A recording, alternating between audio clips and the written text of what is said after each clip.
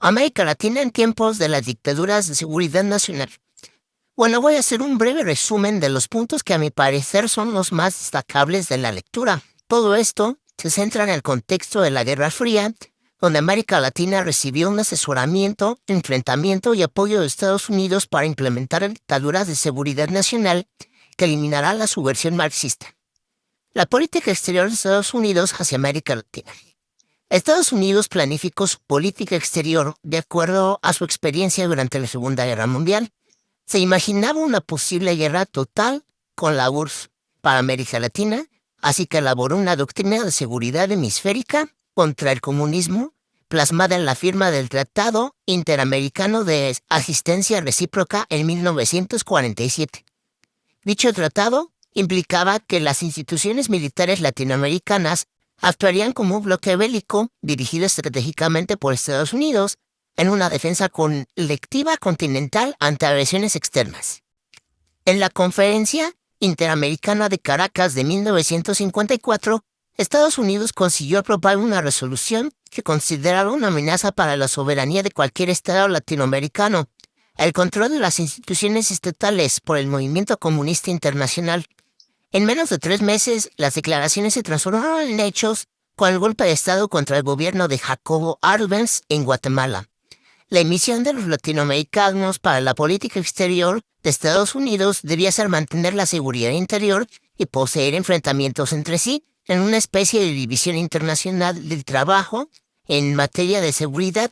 Así, mientras Estados Unidos se encargaba del enfrentamiento global contra países soviéticos, los países latinoamericanos debían atacar al interior de sus territorios las versiones locales del enemigo, fueran estas supuestas o reales. Como resumió José Comblin, la seguridad nacional tal vez no sabía muy bien qué era lo que defendía, pero sabía muy bien contra quién, que en este caso era el comunismo. El punto 1.1 nos habla de la Ley de Seguridad Mutua y los programas de ayuda militar. En 1951 autorizaba la ayuda militar económica y técnica para los países amigos con el objetivo de reforzar la seguridad y de defender los intereses nacionales de Estados Unidos. El programa de ayuda militar PAM, a cambio del préstamo, venta o donación de material bélico, permitía la instalación de una misión en la comandancia máxima de cada fuerza armada para la supervisión de su utilización y colaboración con la instrucción de cuadros y tropas. La PAM fue reemplazada en 1961 por la Ley de Asistencia Exterior. Punto 1.2. Las conferencias de ejército americanos y el nuevo rol de los militares en la región. La primera reunión fue una conferencia naval interamericana en Panamá en 1959. Al año siguiente se desarrolló la Conferencia de Ejércitos Americanos SEA en el mismo país y en 1961 se completó con la Conferencia de Jefes de las Fuerzas Aéreas Americanas. Estas conferencias brindaron un punto para formular estrategias coordinadas por fuerza del control civil, consolidaron la línea antisuberbia en los militares latinoamericanos y alentaron su participación en la política de cada país, legitimando la autonomización de las Fuerzas Armadas respecto del poder civil. El punto 1.3 habla del adiestramiento de los militares latinoamericanos por los Estados Unidos. Un antecedente de esta iniciativa fue la creación en 1945 de la National War College en Washington, por donde pasaron numerosos militares extranjeros. A partir de esa experiencia, se multiplicaron los centros especiales de entrenamiento y adoctrinamiento para militares del continente. Entre 1950 y 1998, Estados Unidos capacitó a cerca de 125,000 militares de América Latina y el Caribe. Casi a la mitad de ellos pasaron por bases en Panamá. El núcleo de adiestramiento provisto a los militares latinoamericanos residía en técnicas contra insurgentes que implicaban no solo el combate a las guerrillas en escenarios hostiles como la jungla centroamericana, sino también técnicas terroristas y de tortura. En base a las investigaciones recientes sobre los manuales utilizados en centros de entrenamiento, se puede afirmar que en 1950 los militares norteamericanos enseñaron técnicas de asesinato, la CIA y el rol de los organismos de inteligencia. La primera víctima latinoamericana de la CIA fue el mencionado gobierno guatemalteco de Jacobo Arbenz en 1954. La operación encubierta llamada PB Susens incluyó un bloqueo naval, apoyo aéreo, sabotajes y entregas de armas y entrenamiento a las fuerzas exiliadas en Honduras, comandadas por el golpista Castillo. Guatemala fue la primera experiencia de la Guerra Fría, donde se formaron escuadrones de la muerte, antisubversivos y se practicaron desapariciones forzosas como parte de la guerra contrainsurgente. El siguiente punto nos habla de las dictaduras de seguridad nacional del Cono Sur. En el Cono Sur de las décadas de 1960 y 1970, se caracterizaron por la implantación de violentos regímenes autoritarios que llevaron a la práctica las líneas de la doctrina de seguridad nacional. Los pioneros fueron Brasil y Argentina a mediados de 1960, y cada país apropió de la DNS a su manera, generando distintas interpretaciones según cada contexto nacional y cada formación castrense.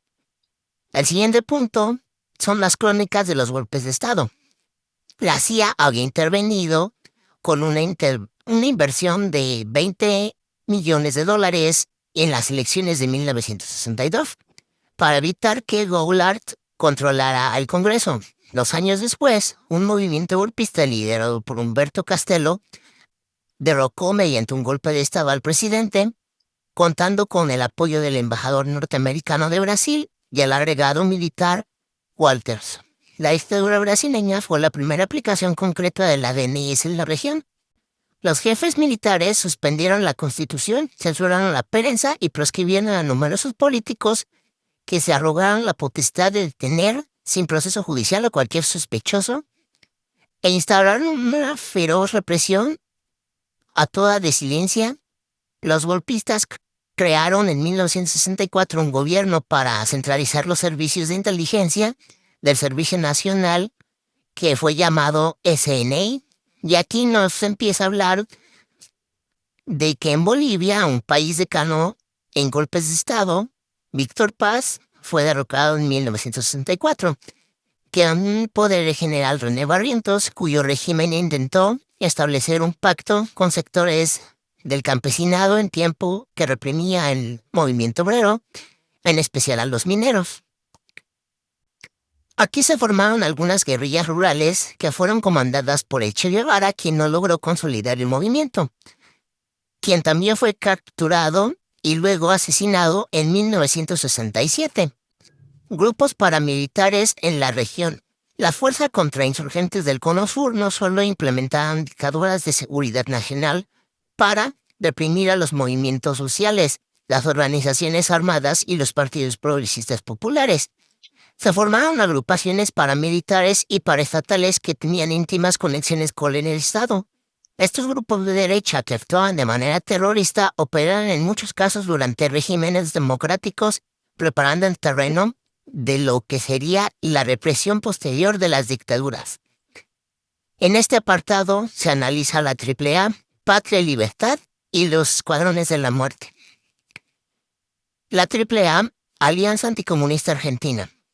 En 1973 y 1976, actúa en la Argentina una organización parapolicial bajo el nombre de la AAA, grupo terrorista fomentado, financiado y amparado por el Estado.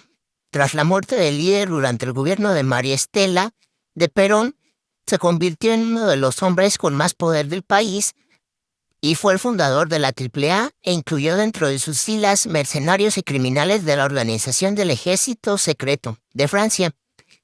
El país centroamericano había sido laboratorio de la CIA en materia de terrorismo derechista, con un saldo de más de 200.000 muertos y desaparecidos. Fue allí en la década de los 60 donde se produjeron las primeras desapariciones masivas en América Latina. Hasta la muerte del general Perón, la AAA no había adjudicado ninguna de las diferentes acciones terroristas. En estos meses fueron asesinados obreros, sindicatos, dirigentes, villeros, médicos, abogados, estudiantes y políticos. En total, la AAA ejecutó a más de 2.000 personas mientras que estuvo activa con las organizaciones político-militares y la Junta de Coordinación Revolucionaria. El éxito de la Revolución cubana generó una réplica de las experiencias foquistas en el Cono Sur, la llamada teoría del foco, desarrollada por el Che Guevara, donde proponía que no era necesario esperar a que estuvieran dadas las condiciones para la revolución, sino que a partir de un pequeño foco guerrillero se podían lograr una rápida expansión que consiguiera la adhesión de las masas y derrocar al régimen. En su visión tradicional debían desarrollarse en zonas rurales y apoyándose en el campesinado. Posteriormente se intentó hacerlo desde la clandestinidad urbana. En muchos casos se combinaron ambas opciones impulsando una guerra popular prolongada tanto en zonas rurales como en zonas urbanas. Y ello implicaba desarrollar un combate político, social, cultural, económico y militar, conectado al núcleo guerrillero con los movimientos populares de masas y clases medias urbanas. El siguiente punto nos habla de las organizaciones político-militares en el Cono Sur.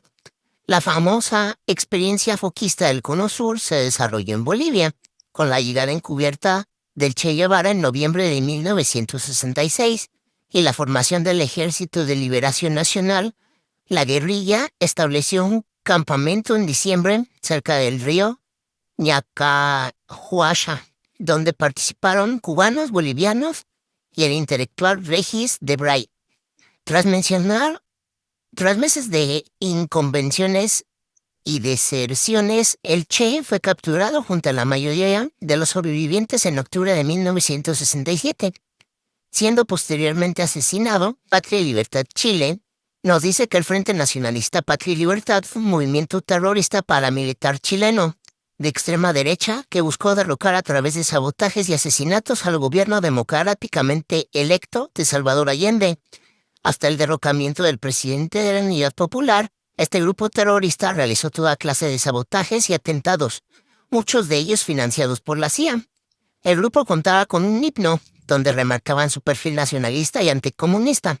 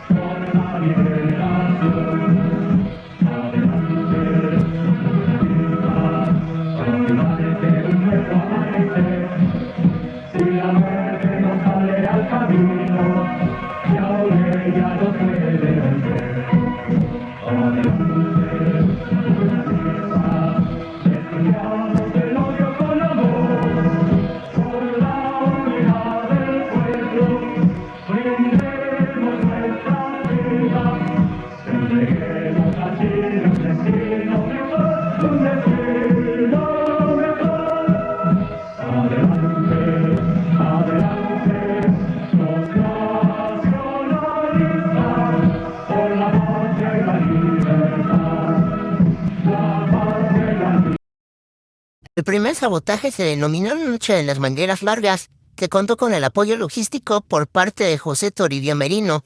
Ahí se volaron varios ductos de combustible. También se realizó un importante apagón en Chile, mientras que por cadena nacional hablaba Salvador Allende. Además volaron unos torres de alta tensión. Durante el mes de agosto los sabotajes continuaron. El golpe contra Allende era inminente y finalmente se concretó en septiembre de 1973. 2 días después, el Frente Nacionalista Patria y Libertad se disolvió, ya que su objetivo había sido cumplido. Por último, los Escuadrones de la Muerte. Los Escuadrones de la Muerte, EM, fueron grupos de exterminio integrados por agentes estatales que actuaron durante las décadas de 1950 a 1970 en diversas regiones de Brasil. En las filas había agentes, investigadores, delegados y otros funcionarios de la policía civil y militar. Los EM estuvieron implicados en contravenciones como tráfico de drogas y de armas, robo de vehículos, venta de protección policial a comerciantes, extorsión, explotación de juegos ilegales, prostitución y tráfico de influencias. Contaban con la anuencia y asociación del poder político y garantía de protección. Los EM fueron funcionales al sistema representativo y a los sectores económicos dominantes. Su experiencia fue incorporada a otras clandestinas de violencia estatal, exportada a países vecinos y contribuyó al montaje de la coordinación regional de la seguridad nacional. Finalmente, parte de ellos fueron desactivados por el Estado mientras que otros se incorporaron al crimen organizado.